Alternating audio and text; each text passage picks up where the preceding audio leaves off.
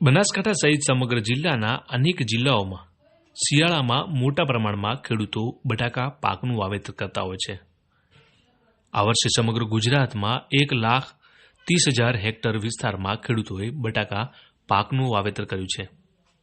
અત્યારે બટાકાના ઉત્પાદનનો સમય થઈ ગયો છે અને હવામાન વિભાગે કમોસમી વરસાદ થવાની આગાહી કરી છે, જેથી બટાકાની ખેતી કરતા ખેડૂતોને વરસાદથી કયા પ્રકારનું નુકસાન થવાની સંભાવના છે અને નુકસાન અટકાવવા માટે ખેડૂતોએ કયા પ્રકારની કાળજી રાખવી જોઈએ, આવો જાણીએ।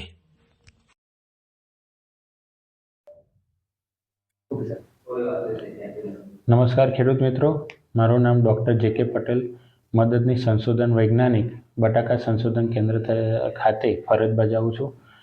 આપણે દેખીએ કે હમણાં 2જી અને 3જી ફેબ્રુઆરીએ કમોસમી માવઠાની આગાહી છે।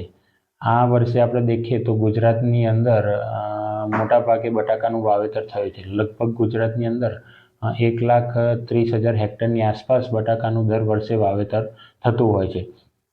ગુજરાતની અંદર આપણે દેખીએ તો 75% જે વિસ્તાર છે એ બનાસકાંઠા, સાબરકાંઠા અને અરવલ્લી આ 3 જિલ્લાની અંદર છે અને બીજું મહેસાણા જિલ્લો, ગાંધીનગર જિલ્લો, ખેડા જિલ્લો, આણંદ જિલ્લાની અંદર પણ બટાકાનું વાવેતર થાય છે।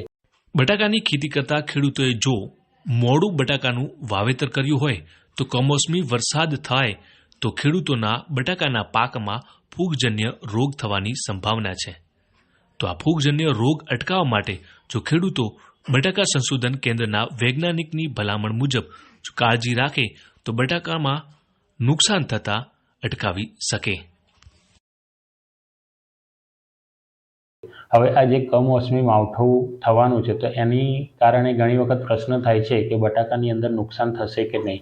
તો જે ખેડૂત મિત્રોએ મોડું વાવેતર કર્યું છે અને એમને હજુ બટાકા કાઢવાની લગભગ 25-30 દિવસની જો વાર હોય તો એમને આ કમોસમી માવઠાના કારણે ઘણા ફૂગજન્ય રોગોનો પ્રશ્ન આવતો હોય છે।